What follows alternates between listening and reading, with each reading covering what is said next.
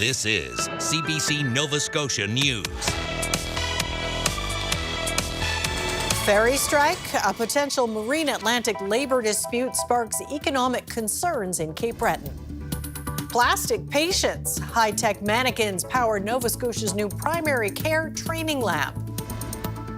And smashing barriers. Truro's wheelchair tennis program hits a grand slam for accessibility. A summer preview across the province on Thursday. Temperatures into the mid to even high 20s. Your full forecast is coming up. Good evening. There are concerns on both sides of the Cabot Strait tonight. A potential strike looms with Marine Atlantic and its workers. The union that represents those workers is asking the Canadian Industrial Relations Board to reconsider the ferry service's essential status. Kyle Moore has the details. North Sydney is known as the gateway to Newfoundland, serving as the primary marine link for vehicle travel via Marine Atlantic. But that link could soon be broken by a potential strike. It's been a huge economic impact since Confederation. So, having it here is important to the full capacity of what we have over here on the north side. Contract talks have broken down between Marine Atlantic and Unifor, the union representing 700 Marine Atlantic employees. After June 8th, there will be a 21-day cooling period before a strike or lockout can happen. I can see some positive and negatives. It just depends on how large the strike is, if they're going to completely stop the flow of traffic.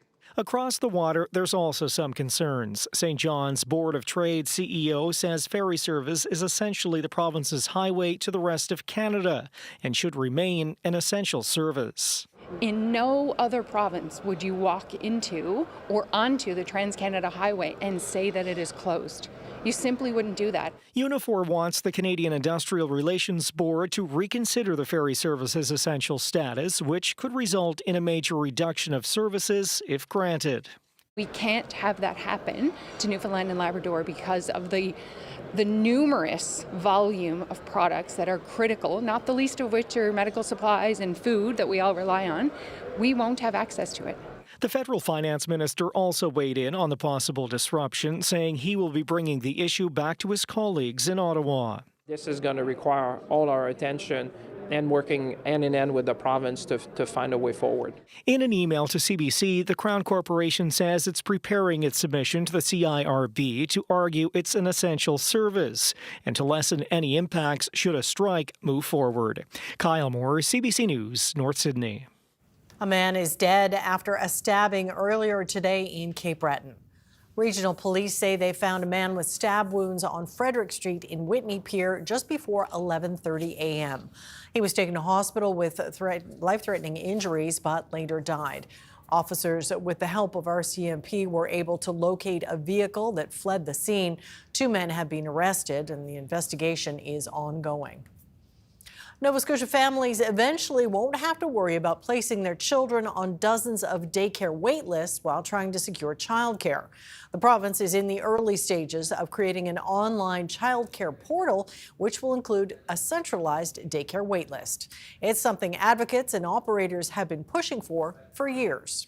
It'll allow families to register their child and see exactly what's available to them in a single portal instead of that chasing around phone numbers and leaving messages on people's voicemails and hoping that somebody has added you to a list, and generally modernize the sector. The province has set aside $8.2 million for the project. The site is expected to launch in 2027, with the waitlist component coming in 2028. A shortage of radiologists at the IWK Health Centre has the Children's Hospital relying on colleagues from Nova Scotia Health for support. The IWK is funded for 9 full-time equivalent radiology positions, but for several months, only 3.8 positions have been filled. To fill the gaps, the hospital is using radiologists from Nova Scotia Health's Central Zone. A spokesperson for the IWK says that's part of a long-standing partnership that ensures appropriate staffing levels to meet diagnostic needs. Nova Scotia's Northern Zone now has a primary care simulation lab. It allows physicians, nurses, and any type of medical staff to practice old and new skills in a safe, controlled environment with the help of mannequins. The CBC's Alex Guy has that story.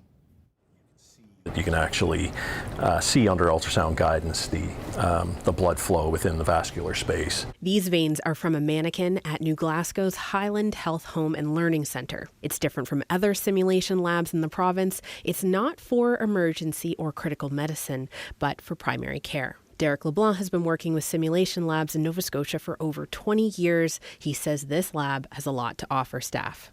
What we're trying to do here is give learning development opportunities to family practice clinicians so that they can train with the appropriate resources and develop skills that they will need in family practice. The lab can simulate many assessments of infants all the way up to seniors. There's a birthing simulator, and there are task trainers, which are equipment like these. Limbs that are set up to imitate what the human body would appear or feel like this knee Dr. Brad McDougall demonstrated an injection on. The lab also has full body mannequins that are controlled on the other side of this glass, where a technician controls the simulations to react to medical treatments in real time. You can feel their pulse, check their heart rate, see them breathe, and their pupils even react to light. Dr. McDougall says access to a place like this within a practice is invaluable and will help improve patient care. If we wanted to practice a knee injection or a technique prior to seeing the patient, we can pop down here quickly, bring out the mannequin, practice the skill before going in and seeing the patient together. It takes a little bit of the unknown out of the equation, and both the preceptor and the student are more prepared for that interaction. It's also exciting for med students like Alex Tufford. The first year was shadowing Dr. McDougall. And I've been very excited. And then when I got the tour, we got to go see all of the different simulation people, and they have a whole, it's multiple rooms. I'm very excited. I got to learn some new techniques that I never learned before, and it's nice to be able to do that hands-on. The Aberdeen Health Foundation donated $1.2 million to the Learning Centre for the creation of the simulation lab. Alex Guy, CBC News, New Glasgow.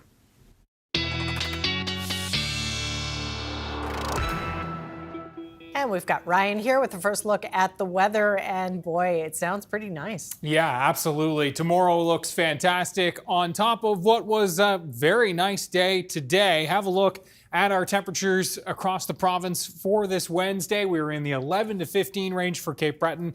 Most of the mainland into the mid-teens, high teens, and yes, even some 20s. The Annapolis Valley and down towards Keji, that was our hot spot today at 23 degrees. And we're going to really add on top of that. Have a look at these temperatures on Thursday. Widespread temperatures ranging between 23 and 28 degrees and across Cape Breton into the mid-20s. Now, the southwest winds, they're going to be breezy, 20 gusting 30 to 40 kilometers per hour. That will help to bump in those warm temperatures, but it will keep things cooler along the coastlines, no question about that. We've got a frontal boundary that's going to be moving into the province as we move into Friday, and that will really divide the province in half. Temperatures will tumble in the northeast throughout the day on Friday. More details on that and your full weekend forecast coming up, Amy. All right, lots to talk about. Thanks, Ryan. Thank you. Well, some residents of Musquodoboit Harbour are disappointed a former high school there could be demolished. Eastern Shore District High School has sat empty since it closed last year. Some had pinned their hopes on converting the school into a community centre. Others want a nursing home. Frances Willick reports. The Musquodoboit Harbour Chamber of Commerce wants to create a community hub in this empty school. They say it could house businesses, nonprofits, and government services. But last month, the Birches Nursing Home submitted a proposal to the province to demolish the old school and build a new seniors' home there. Mike McKinnon is chair of the chamber. He says it doesn't make sense to tear down a perfectly good building. This is where I really struggle with the idea. You know, if the building was dilapidated or something like that, yeah, then that's because rebuilding sometimes is much more expensive than a new build. But that's not the case. Karen Bradley is a local resident and a member of the Chamber's Infrastructure Committee. She says there are no other existing buildings in the community that could host the variety of services and businesses envisioned at the former school. She says the school's closure took a toll on the village centre when the students left. They had a lot of energy. They went to the pizza places. They went to the bakery. They went, they sat in the park and ate their lunches, and so they were part of the community, and now they're not. And this building is empty.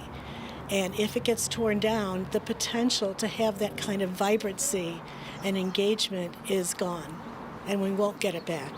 Suzanne Wambolt is the director of the Birches. She says she understands the need for a community center, but the current nursing home is about 50 years old and needs constant repairs. We're just trying to give residents a dignified life in their later years. Every room in the new Birches would be a single room with beautiful common areas, just a way that you would want your loved ones to live at that phase in their life. Wambolt says the school site is ideal because a road already exists, it's close to the hospital and community, and construction could begin as soon as the school is demolished. The Department of Seniors and Long-Term Care confirmed it is reviewing a submission from the Birches to determine if the school site meets the technical requirements for a nursing home. Frances Willick, CBC News, Musquodoboit Harbour.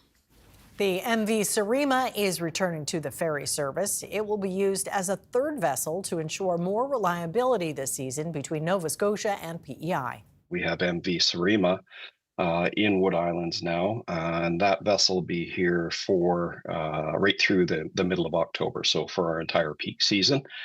Sarima will provide that contingency if something were to happen to either Northumberland or Confederation, where they had to be out of service for more than a couple of days. The Sarima will be available to use until mid-October. Joyce says the vessel was not available last summer because it was in service elsewhere. The last time it was on the route was in 2024. It had engine issues throughout the season, taking it out for a period of time. The two-ferry service starts in less than 2 weeks. A Truro Tennis Club is serving up a major win for accessibility. The Rolling Aces wheelchair tennis program just picked up a provincial award for its growing community impact. Luke Ettinger went down to the courts to see why it is a smashing success.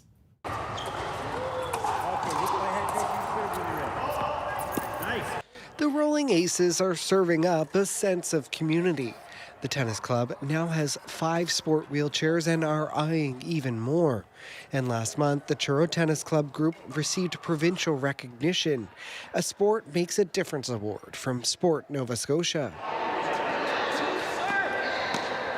It feels wonderful to be recognized for a sport. I've never been recognized for a sport before, so I'm kind of loving it. There was a tri-tennis event like this one about 4 years ago, and it was in my vicinity, so I thought I'd give it a try again because I played about 12 or so years ago and loved it, and it came up again, so I came over and tried. Bennett Crosman was one of the first players on the court in Truro. Now there are about 6 people who rally year-round. The club in Victoria Park is also now fully accessible, including a washroom, deck, and ramp. The tennis club put a lot of work in making the club accessible. You get out every week and you get a good amount of exercise, and you meet friends, meet people in the community, and then it helps a lot when you love tennis. The Truro players received tips from a Halifax-based coach and players this week. They're continuing to share their love of the sport at the Truro Farmers Market Saturday afternoon. It's part of the Lemonade Stand Society's Squeeze the Day event for Accessibility Awareness Week. Just a great time, and people who haven't played before, come on out and try it. And try I did.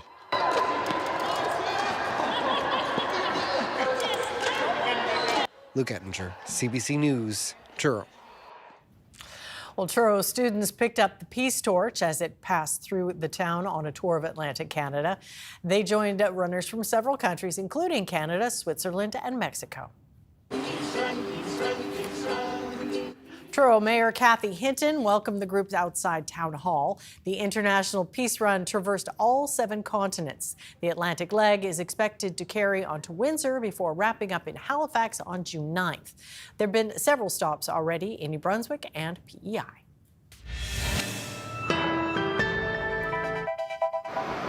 A beautiful Fisherman's Cove in Eastern Passage. Ryan's up next with the weather forecast. We'll see you in just a few minutes.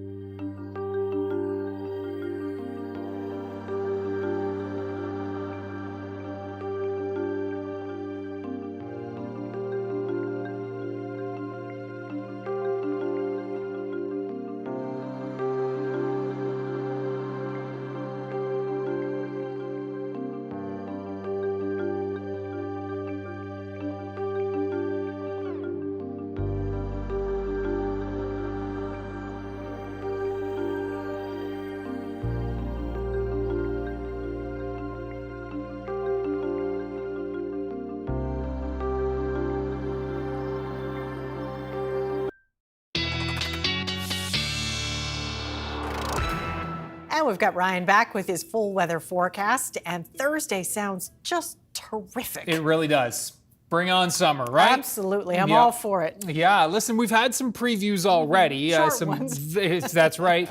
And this one will be relatively short as well, especially for the Northumberland shore with a big cool down set there for Friday. We're all going to be cooling down Saturday into Sunday. But let's... Just enough, a taste anyhow. And we got to talk about yesterday because it was wild. a wild day. We had thunderstorms, and believe it or not, we had snow. Yes, early June snow. This was taken yesterday afternoon. I don't like that. Bay St. Lawrence. This is about as far north as you can go in the province in Cape Breton. Alan, James, McDonald, thank you very much for sharing this one with that snow in Cape Breton. And yes, at the same time, we had thunderstorms rolling across the mainland, as we know. These are mammatus clouds. Your favorite. My absolute favorite. Lots of turbulence in the atmosphere when you see these. Thanks to Terry for that. Shelf cloud. This one from Lois in Lower Prospect. This is usually on the leading edge of a thunderstorm, which we did see yesterday. And another shelf cloud from Somerville. Thanks to Karen for this. And finally... the reward, right? Right. Rainbow after all the skies had started to clear, and thanks to Beverly for this one from Duncan's Cove. Ryan's picks at cbc.ca. Boy, the inbox was jammed today. Love to see it. Thank you so much to everybody. Temperatures out there right now ranging between 7 and 21. So lots of variety across the province this afternoon and into this evening, all thanks to that onshore wind, which is a factor. And you know what? Those winds coming in from the south along the Atlantic coastline, those, you can even see it on the satellite, as I'm going to show you in a second, but this is White Point. You can see sunshine for most of the province, but the fog is in and around the south shore. The fog monster looming there, and that's going to be the case by the looks of the high resolution models overnight tonight, right here along that south shore. You can see it being picked up by the satellite, and so that'll be a factor. Only other cloud cover we've got really is starting to sail in through Cape Breton. In fact, a few showers just starting to roll into northern parts of Cape Breton. That might be Virga, though, not quite making its way down to the surface. It's pretty dry overall here where we're living. We've got this frontal boundary that we're going to be tracking over the next couple of days, and that indeed will bring us back to reality here, which you see across western parts of Canada right now. Okay, let's walk you through it. Tonight, clear skies, those fog patches along the south shore. Temperatures will range between 5 and 9 degrees, 10 degrees along that Northumberland shore as we start the day for tomorrow. So it's going to be quite mild indeed with those southwest winds overnight tonight, and then those southwest winds. And there's that fog, which will likely linger along parts of the coast in the morning. I think it'll dissipate as we work our way into the afternoon, however. And tomorrow temperatures are going to be variable once more. Mid-20s for most of Cape Breton. Onshore winds will be cooler. Similar story, Guysborough County, Eastern Shore. Looking at temperatures inland, though, into the teens, and mid-20s across that Northumberland shore. Mid to high 20s, in fact, should be 27, 28. Pictou County back through Truro, Windsor. Halifax looks like 20 downtown or pretty close to it. 25 inland, places like Enfield. 25 to 28 degrees in through the Annapolis Valley tomorrow, in through Kedzie, and again, cooler in those onshore southwesterlies for the South Shore. Okay, this is the front we're watching for Friday. I think Friday's warm enough to start. That front is to the north, and so we're starting in the high teens, but then that front sags southward for the afternoon.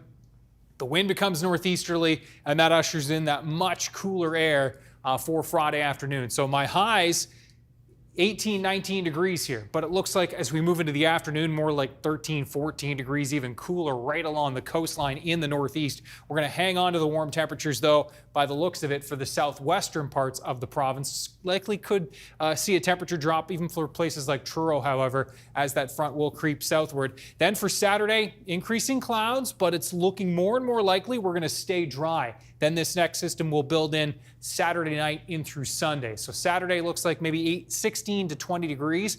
Showers on tap for Sunday at this point. Temperatures likely in that 13, 14, 15 range. And then back into the sunshine and the milder temperatures for next week rather. Okay, so El Nino, we've been talking a lot about it on the show this week. And yesterday the UN had its own warning for El Nino. Sarah Levitt has more in this report. Expect more extreme weather this summer, experts warn. El Nino is coming. The warmer ocean adds heat and moisture to the climate system, which can serve to worsen climate extremes, including heat waves and heavy rainfall. El Nino comes around every 2 to 7 years. As warming waters in parts of the Pacific Ocean head west, the heat gets absorbed into the atmosphere, affecting weather patterns worldwide. Scientists say water temperatures are already 6 degrees above average. El Nino is fuel, the UN says, to an already warming globe. The only effective response is climate action equal to the crisis. Ending the addiction to fossil fuels, accelerating the shift to renewables, protecting the most vulnerable. Among the most vulnerable to heat and drought, sub-Saharan Africa, already exposed to food insecurity with a fertilizer shortage as the Strait of Hormuz effectively remains blocked. Poorer countries are hit very hard by this fertilizer crisis, and consequently their crops and the production of crops is going to be less than previously, and the heat will then come along and exacerbate this process. And in Canada, El Nino will bring heat to the west, already dealing with incredibly dry conditions. That's going to increase the chances for wildfires. A quieter than average Atlantic hurricane season in eastern Canada. And then finally, it's looking very likely that we're going to be seeing warmer than average winter temperatures from coast to coast to coast. Those warmer temperatures could threaten water supply, with a decline in snow at higher altitudes already an issue in Western Canada. The last El Nino saw 2024 become the hottest year on record. With this year's system forecasted to be strong, the World Meteorological Organization says countries need to be prepared for what's to come. Sarah Levitt, CBC News, Montreal.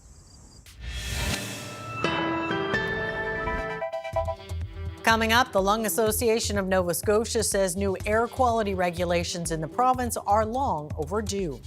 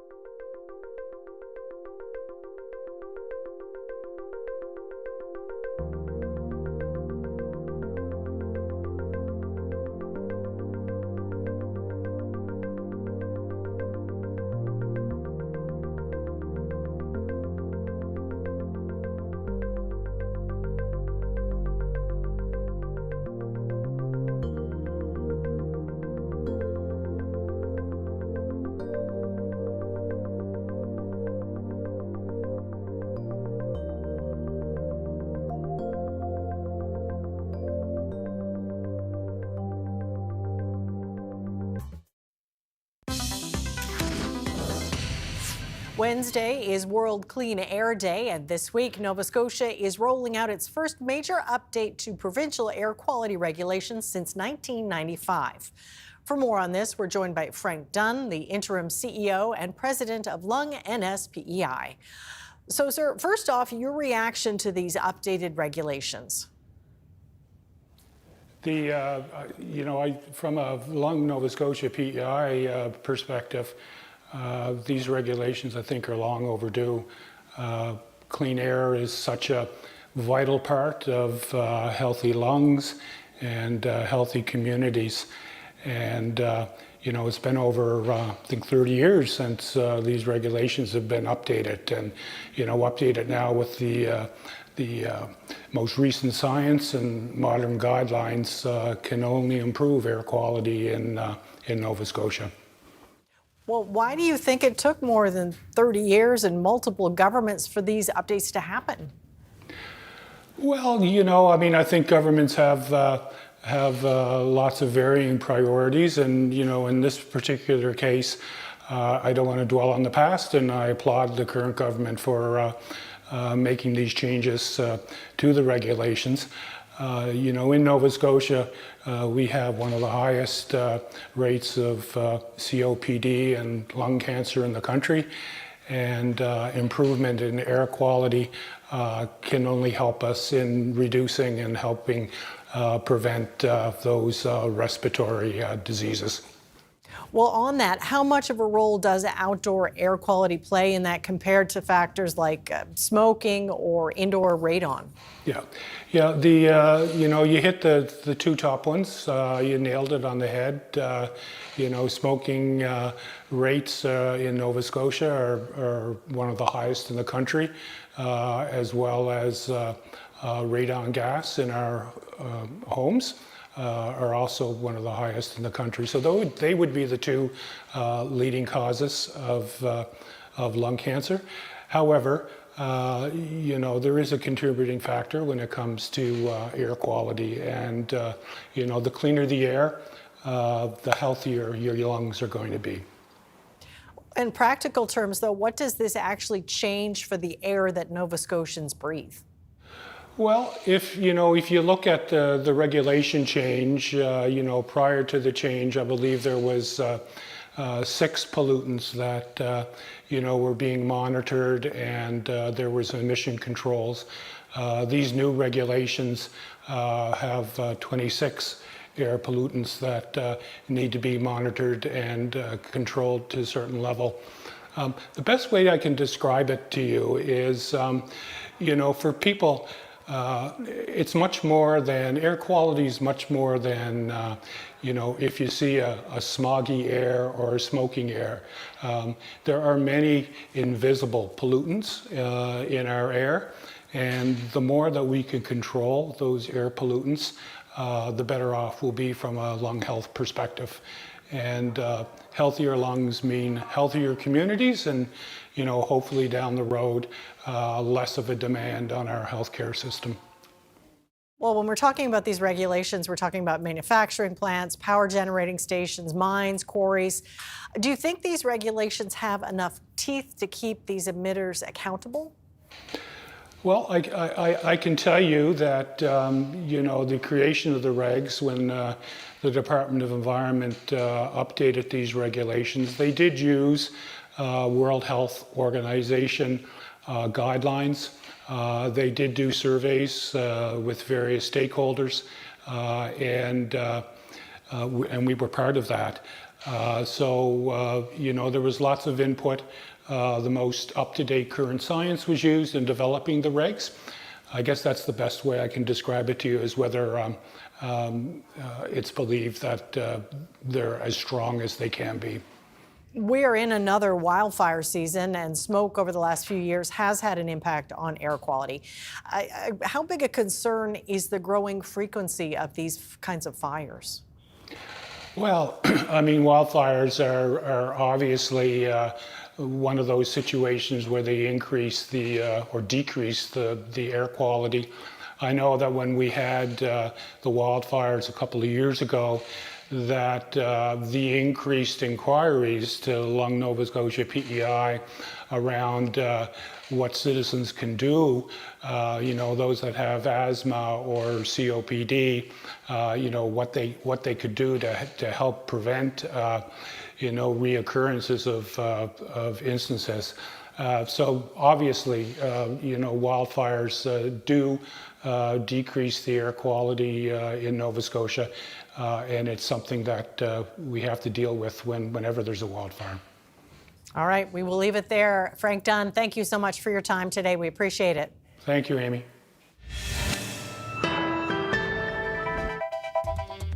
Coming up, the Trump administration proposes new tariffs on dozens of trading partners, including Canada.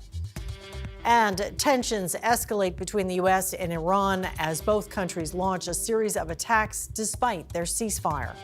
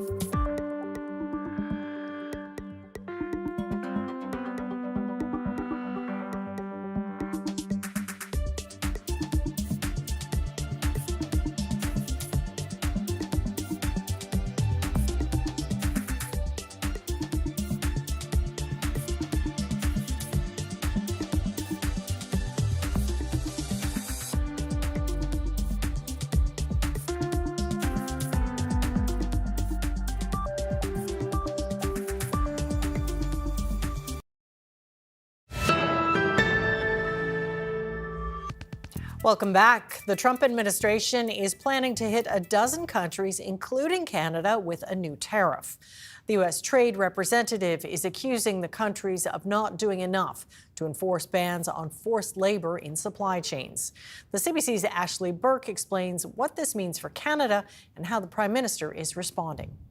Is the new U.S. tariff a negotiating tactic? Despite Tuesday's trade talks in Washington, Canada is now on a list of countries Donald Trump plans to hit with new tariffs. This is not a surprise. It's something that the U.S. has been planning for a few months. In a new report, Trump's administration is accusing Canada and others of failure to enforce rules to keep out goods made with forced labor, and is proposing an additional 10% levy, but exempting CUSMA-compliant goods. We support the overall objective, the U.S. action, I should say, and I would note that, in effect, how it's drafted for the vast majority of Canadian trade, it will not have an impact.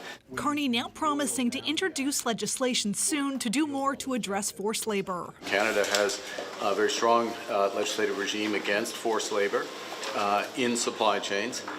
We don't want any element of forced labor coming in goods and services. The Conservatives have long called on the government to act. If you look at the number of shipments that have been stopped in Canada for forced labor versus the United States as an example, clearly the current laws are not working in the way that they should. Trump's new proposed tariffs are expected to replace old levies the president can no longer use. Really, this is the response to the strike down by the U.S. Supreme Court of some of the emergency tariffs that President Trump brought in before.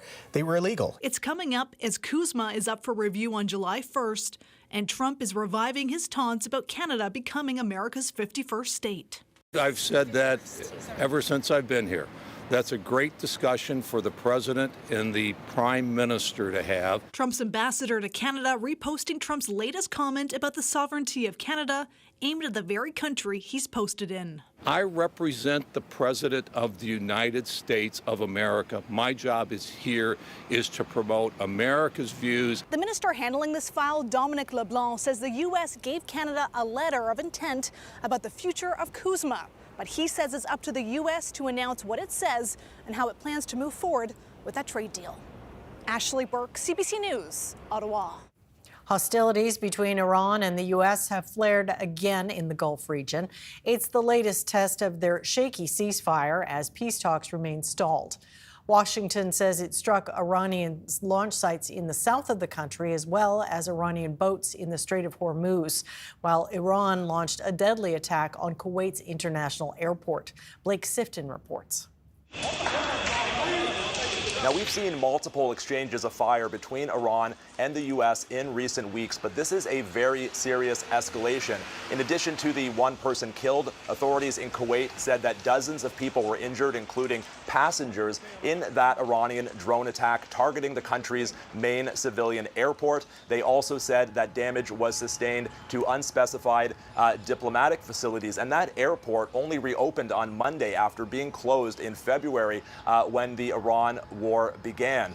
This was not just an attack and a response. This was a series of back and forth attacks between Iran and the U.S. that escalated and culminated in that attack on the airport, and that's raising fears that eventually one of these exchanges of fire between Iran and the U.S. could spiral out of control and lead to a full-scale return to war. In addition to the attack on Kuwait, Iran also carried out attacks targeting Bahrain, and they said that they will more directly target Gulf countries that host U.S. bases, saying they bear direct and clear responsibility for U.S. attacks. Meanwhile, violence is continuing in Lebanon. Despite a ceasefire being announced by President Trump on Monday, the Israeli military carried out further airstrikes in southern Lebanon, as well as on a vehicle on a highway leading to Beirut.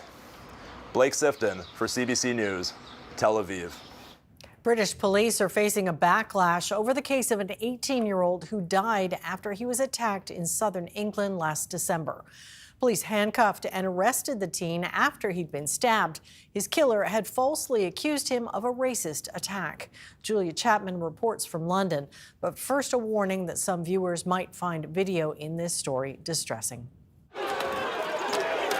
This protest came about after the release by police of the body-worn camera footage from the night of the incident. Last night, the city of Southampton in southern England saw hundreds of protesters taking to the streets, including some prominent right-wing figures. This goes back to December when Henry Novak, an 18-year-old, was stabbed to death on the streets of Southampton. And when police responded to the call for help, they were initially told that Novak had carried out a racist attack against Vikram Digwa, the man who it later transpired had stabbed Novak 5 times. So when police arrived, they handcuffed Novak and ignored his pleas for help. We can show some footage of that moment now, and a warning to our viewers, it is distressing as it shows the moments after he has been stabbed. What's happened to you, all right? Been stabbed. You've been stabbed? Whereabouts? Don't think you have, mate.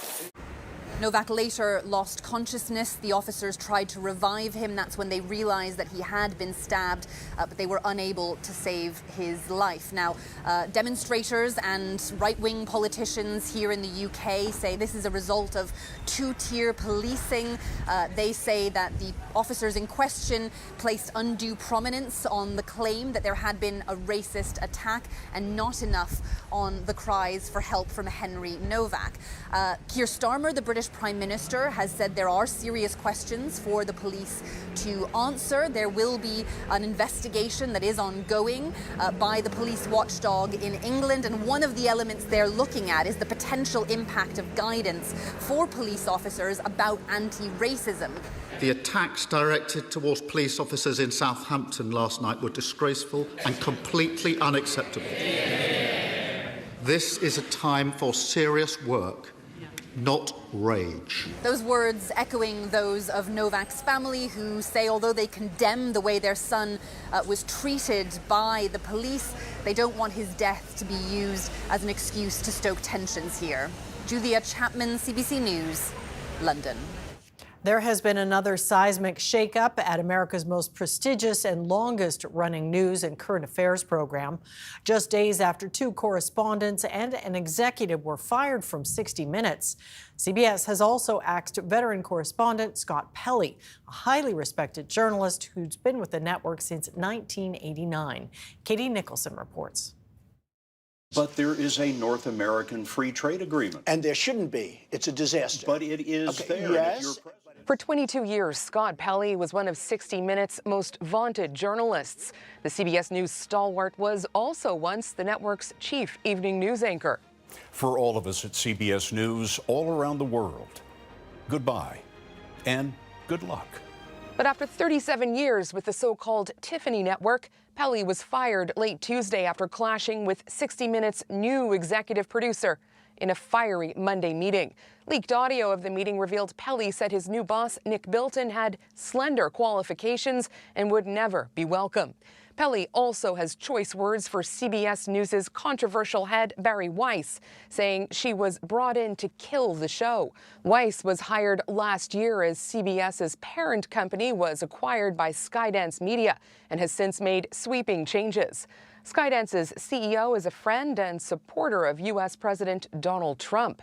In a statement after his dismissal, Pelley accused CBS management of trying to inject falsehoods and bias into a politically sensitive story, and the company's new owners of trying to curry a moment of favor with the Trump administration. Well, I think any time people who have spent their lives working in a program like 60 Minutes allege that there has been direct editorial interference, that matters. Alan Thompson is the program director at Carleton University's School of Journalism. I think for a lot of people, this is the canary in the coal mine for press freedom, accountability journalism, democracy.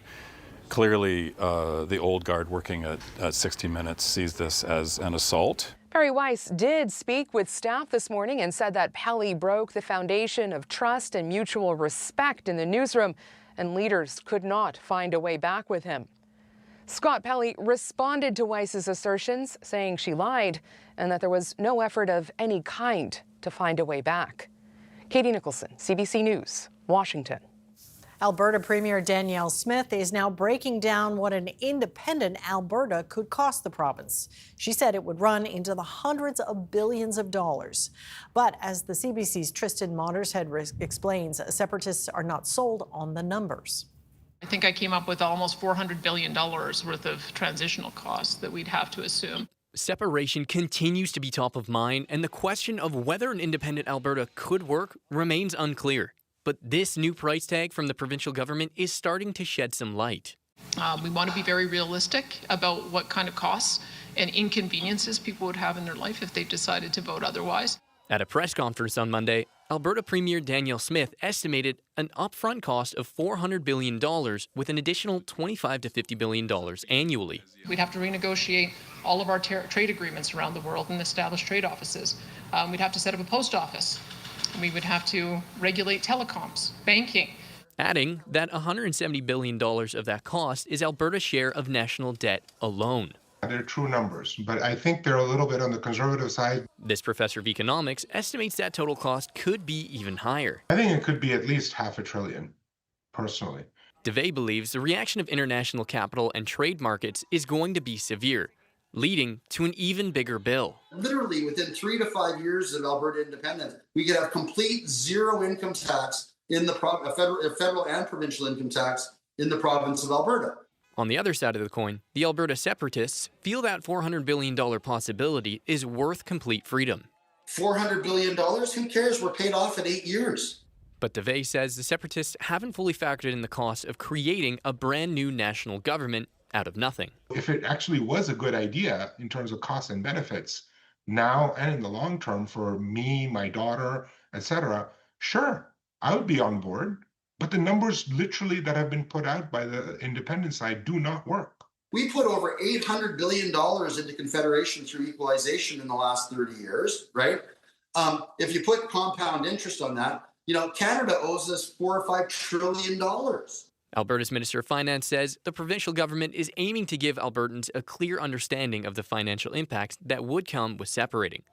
The province plans to put out a full report on the costs in the coming months. Tristan Watershed, CBC News, Edmonton. A plan is finally in the works to move 30 beluga whales who've been living in limbo at the shuttered Marineland theme park in Niagara Falls, Ontario.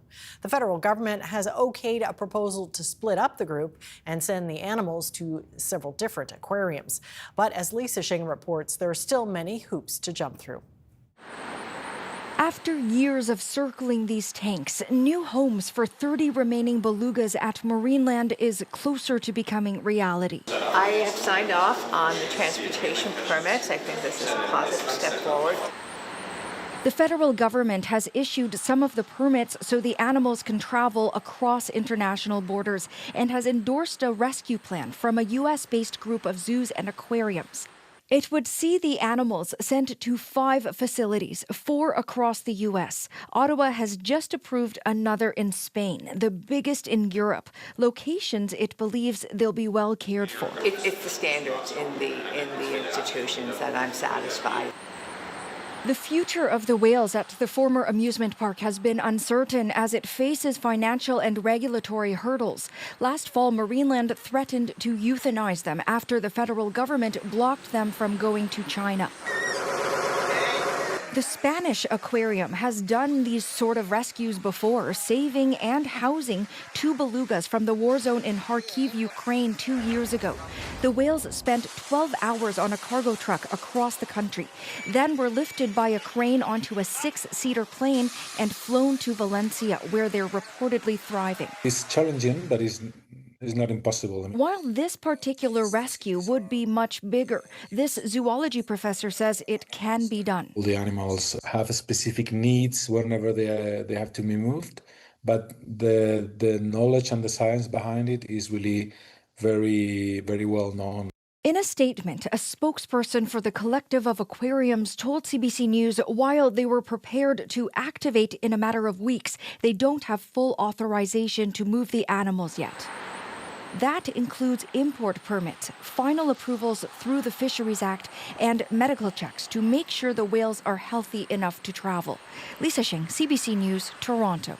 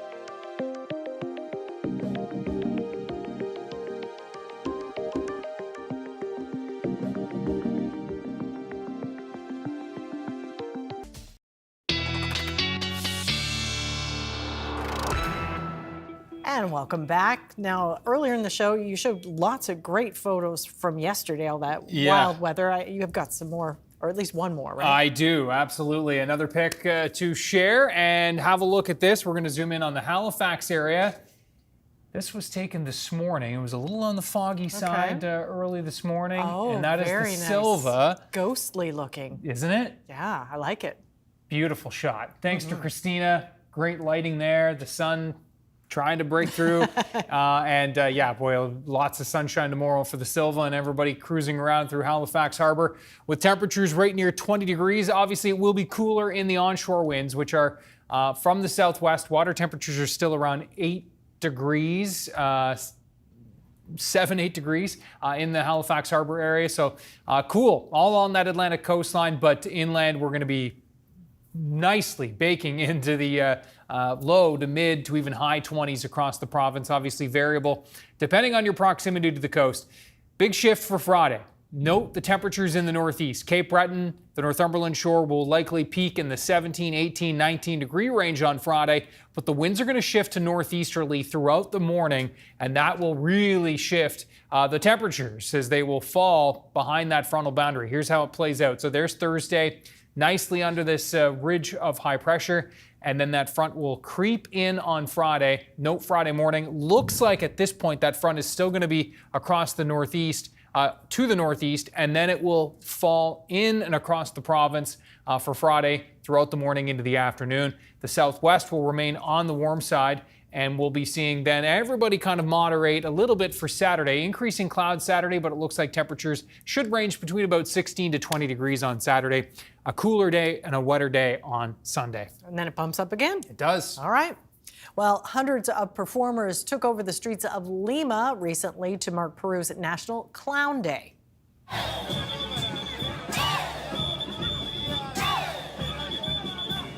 Yep, some clowning around there. They came out in bright red noses, wigs, and costumes to parade through the capital. The celebration honors Tony Perigil, better known as the Clown of the Poor. He was a beloved entertainer in the 1980s. He traveled through local communities with a colorful tent and brought joy to those living there. Having a good time. Yeah, for sure. That is it for us tonight. Thanks for watching. We'll see you next time. Take care.